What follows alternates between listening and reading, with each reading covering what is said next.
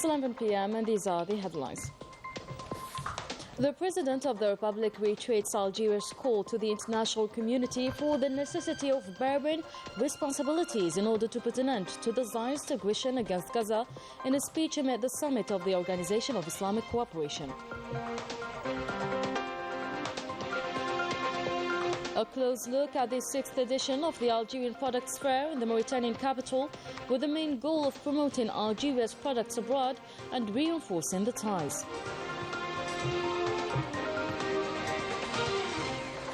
And at the request of Algeria, a closed-door session at the UNSC on mass graves in Gaza will take place on Tuesday. Meanwhile, the situation of journalists in Gaza is getting worse, remaining the target of the Zionist entity, preventing them from covering the open genocide committed with total impunity. The International Cinema Festival in Western Sahara, an opportunity to reiterate solidarity with the Sahrawi and Palestinian causes. Right, welcome back everyone. Representing the President of the Republic, Prime Minister Nabil Arbawi, participated in the 15th Summit of the Organization of Islamic Cooperation taking place in the Gambian capital, Banjul. The President of the Republic, and amid a speech read out by the PM, stressed that Algeria will continue defending the Palestinian cause as a central one within the UNSC, while reiterating Algeria's call to the international community for the necessity of bearing responsibilities in order to put an end to the Zionist aggression against Gaza and to enhance international recognition of the Palestinian state and obtaining its full UN membership. Let's have a listen.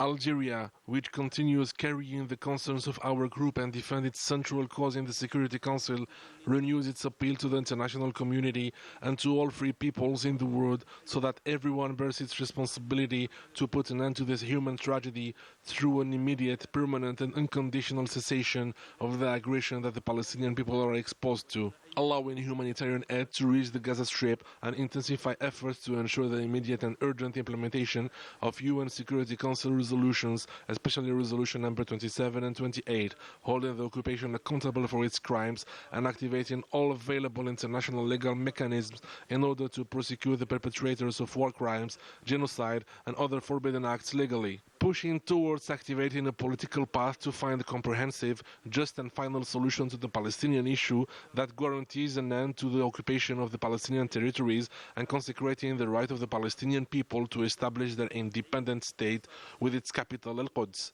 promoting international recognition of the Palestinian state and working in particular to obtain full membership in the United Nations. This summit taking place through Sunday with the central theme enhancing unity and solidarity through dialogue for sustainable development will address global issues, notably the current situation in Palestine and the ongoing war in the Gaza Strip, which has killed over 34,000 people. On the sidelines, the PM had talks with the Secretary General of the OIC, Hussein Brahim Taha, with whom he reviewed the main issues on the agenda of the summit and ways of activating the role of this organization in defending the causes of the Muslim nation, with the Palestinian cause at the forefront. The PM met with the Senegalese president, to whom he reiterated the president's congratulations on his election and his strong willingness to strengthen cooperation relations between the two countries. For his part, the president of Senegal conveys his fraternal greetings while hoping that he'll meet the president of the Republic, Abdelmajid Tebboune, soon. To Mauritania now, where the Algerian Products Fair is taking place from the 2nd till the 7th in Nouakchott. The 6th edition for the promotion of Algerian products abroad and the consolidation of bilateral relations between the two countries is witnessing the participation of 183 participants. Miriam bin Abdurrahman and Najah Tayar. The Algerian Product Fair is back for its 6th edition in Nouakchott, Mauritania. Over 180 participants from different economic sectors are taking part in this event, all focusing on promoting the Algerian products abroad. There was a large number of visitors and they were very appreciative of our products for their excellent quality, prices and after-sales services. We exhibited electricity production equipment, including electric poles and carbon monoxide detectors. With the vast range of products exhibited and the number of operators participating, this fair is remarkably strengthening the economic cooperation between the two countries, especially now that the Algerian Union Bank in Nouakchott and the Algerian Bank in Senegal are operational, facilitating trade between Algeria and the African countries. We specialize in the recovery of metallic and non-metallic waste. Some companies here do not have sufficient quantities of raw material, so we are going to provide them with material so that they can develop their activities.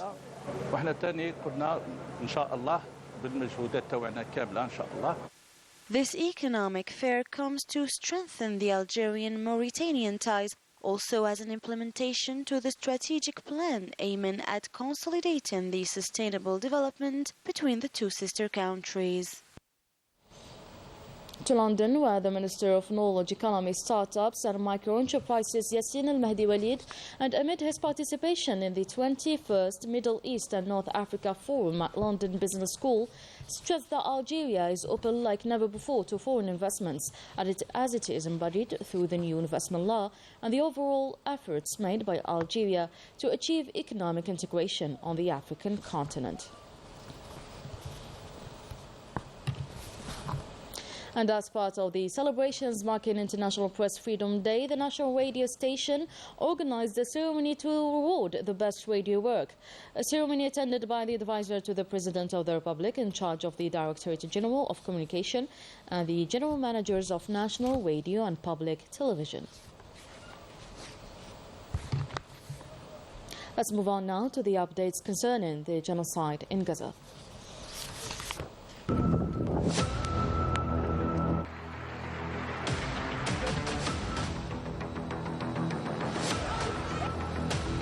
ما جرى هو جريمة حرب حقيقية نشهد عليها ويشهد عليها العالم أيضا. شوف الجثث، شوف الأطفال. إحنا متنا وأهالينا ماتوا.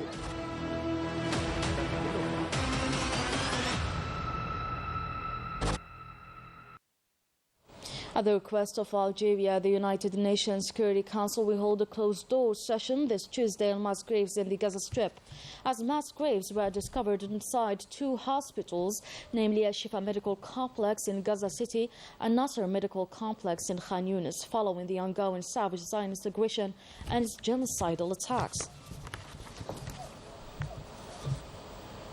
And on the occasion of International Press Freedom Day, we address the situation of journalists in Gaza. They are the main target of the Zionist entity, which wants to prevent them from covering the open genocide committed with total impunity. Since October 7th, more than 135 Palestinian journalists have been martyred, including around 100 injured by the occupying army. Najah Tayyar reports. In this World Press Freedom Day, Sami Abu Shahada, a Palestinian journalist, did not celebrate this occasion since he is hospitalized at the Martyrs of Al-Aqsa Hospital after the loss of his leg in a Zionist strike on the Nusayrat camp in the center of Gaza Strip. And just like many Palestinian journalists, he continues to pay a heavy price for exercising his perilous profession. Despite all the crimes and massacres committed by the occupying army in Gaza against the Palestinian journalists, it has not succeeded in preventing us from revealing the true face of the Zionist entity, and journalists and media professionals have a duty to report on this situation.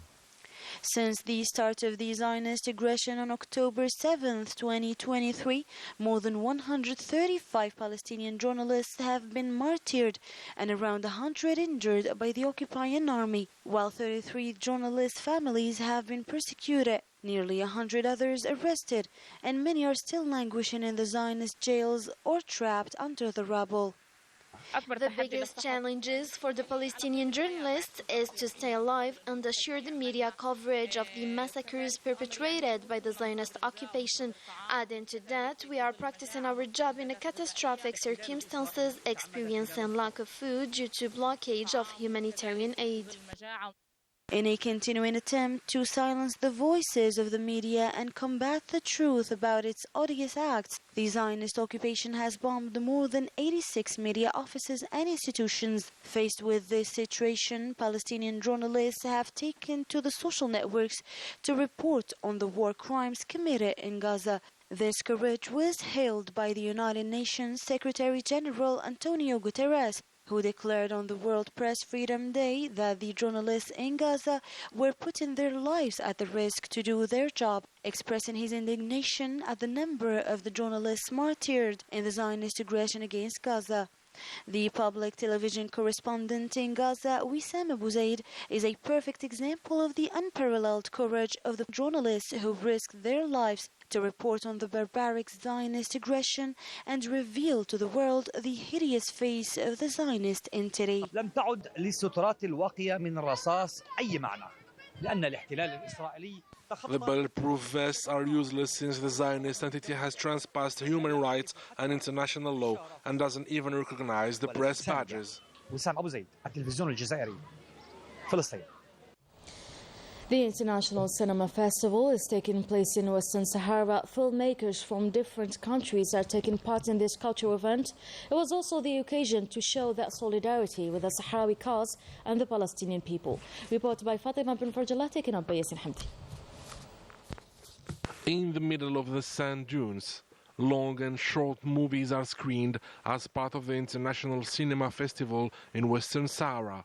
A rich and varied program that calls once again for solidarity and unconditional support to the Sahrawi cause and the Palestinian people. المخرج هو جزء من الشعب الخاضع للاستعمار. The director lived the suffering and the oppression of the Sahrawi people since his childhood and wanted to make us feel the same through his movie. He also wanted to highlight the fair causes and raise awareness about the importance of supporting the Palestinian cause. This event in the heart of the Sahara aims to show our total support to the Sahrawi people. We want to support the Sahrawi people and all the fair causes. The International Cinema Festival in Western Sahara is more than just a cultural event. It's a symbol of solidarity, a reminder of the importance of defending the fair causes. That was it for today's news. Thank you so much for watching. I'll see you tomorrow.